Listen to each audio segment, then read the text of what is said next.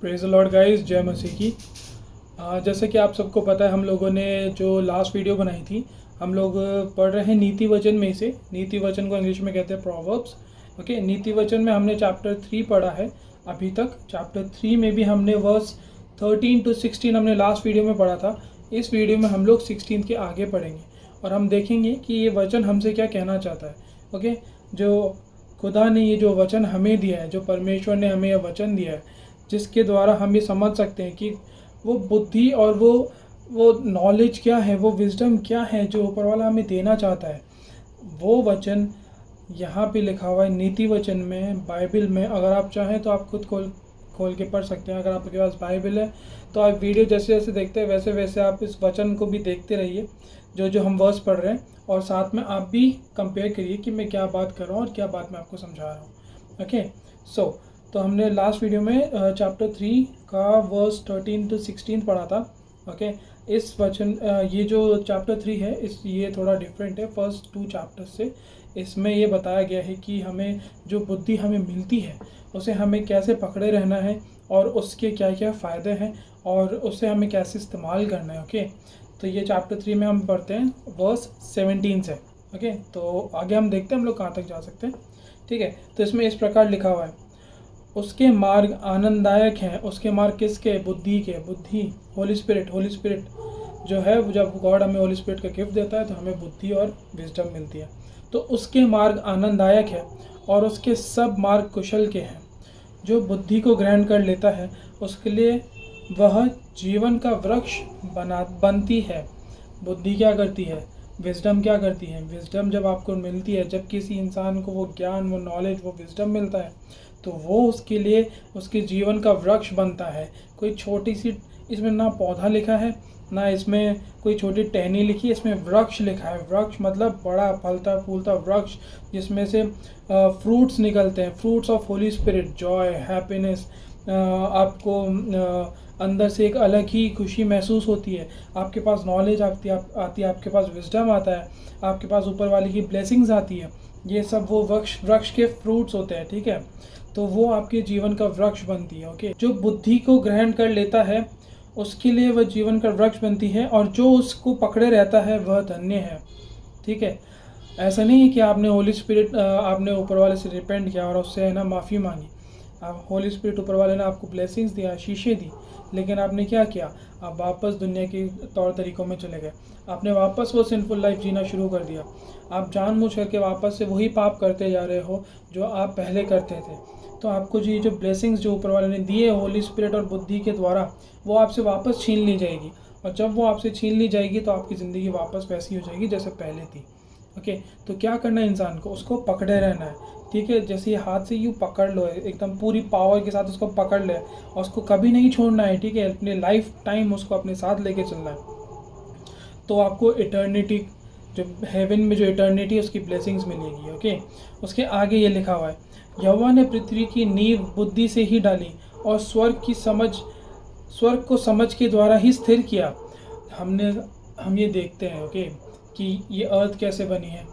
ठीक है, साइंस बहुत लेट आया है। ओके, तो अब कैचअप कर रहा है साइंस, लेकिन हम सबको पता है कि ये पृथ्वी जो बनी है, ये जो गोल पृथ्वी बनी है, और जो सोलर सिस्टम कैसे एग्जिस्ट करता है, सोलर सिस्टम के बाहर जो सन से भी मिलियंस एंड ट्रिलियंस गुना जो बड़े जो सन है, और उनसे बड़े गैलेक्सीज है, उससे बड़े ब्लैक होल्स है, उससे बड़े ऑब्जर्वेबल यूनिवर्स है, और उससे बड़े वो यूनिवर्स जहाँ तक हम जान सकते, पहचान सकते कि हाँ यहाँ तक यूनिवर्स है।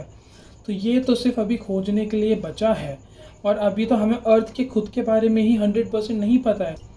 तो इतने टाइम में भी हमें नहीं पता चला कि ये अर्थ कैसे बनी, और ये नहीं पता चला कि अर्थ कैसे एग्जिस्टेंस में आई। ओके, हर चीज़ की थ्योरी ऑब्वियसली बनी हुई है, सब ने एक आइडिया लगाया कि हाँ हो सकता है कि ऐसे हो, या हो सकता है ऐसे हो, लेकिन हमें इस वचन में, हमें बाइबल में एग्जैक्टली बताया गया है कि वो एक खुदा है, जो एक गॉड है, जिसने अर्थ का क्रिएशन किया, जिसने हेवेंस बनाए। और वह हेवेंस और अर्थ कैसे बनाए? होली स्पिरिट के, जो गॉड की जो खुद की स्पिरिट है, उसी को कहते हैं होली स्पिरिट। जो गॉड की खुद की स्पिरिट है, उसी के थ्रू गॉड ने अपनी विजडम और नॉलेज से अर्थ और हेवेंस बनाए।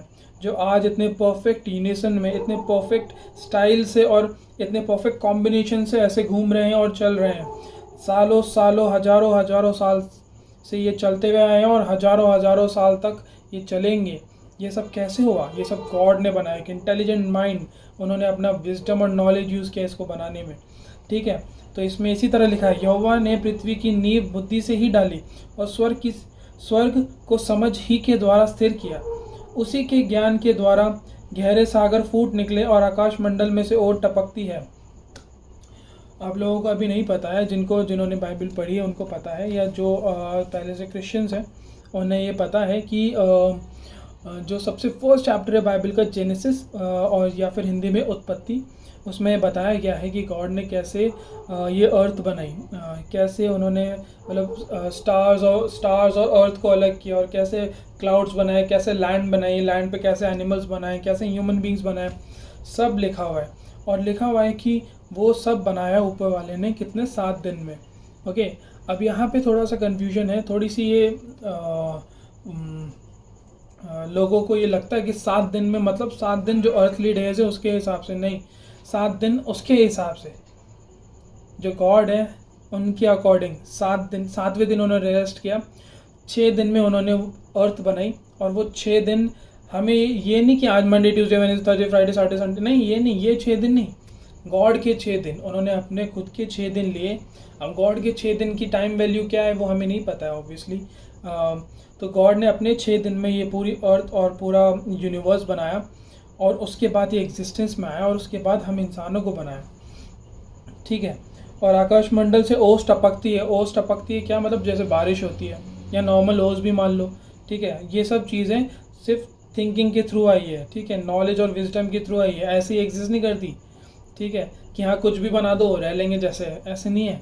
उन्होंने बहुत सोच समझ के और बहुत विजडम के थ्रू ये अर्थ और यूनिवर्स बनाया है। तो सोचिए कि जो विजडम उनके पास है, जिस विजडम से ये यूनिवर्स बना है, जिस विजडम से ये अर्थ स्पिन करती है, जिस विजडम से ये सोलर सिस्टम और ये गैलेक्सी एग्जिस्ट करती है, वो विजडम आपको मिल सकती है। क्या आप सोच सकते हैं?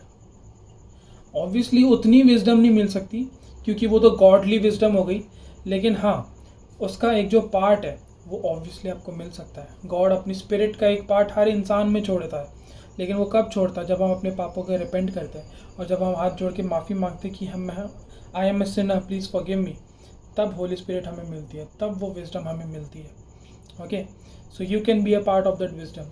You can have all the knowledge in the world, but you will still lack the knowledge of that divine is providing.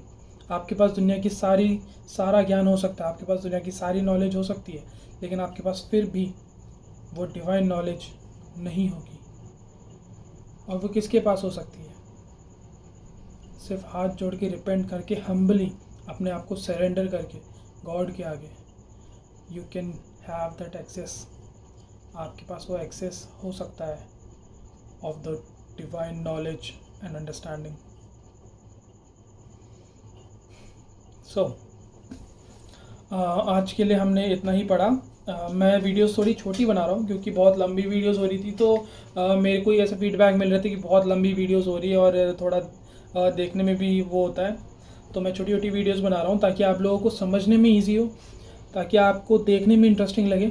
और अगर कोई इशू या प्रॉब्लम है, या अगर आपको कुछ ऐसा लग रहा है कि आपको ज़्यादा नॉलेज है बाइबल में, obviously I am a beginner so I don't consider my self. मैं अपने आप को ये नहीं मानता कि मैं बहुत बड़ा कोई प्रीस्ट या फिर बहुत बड़ा कोई नॉलेजेबल इंसान हूँ।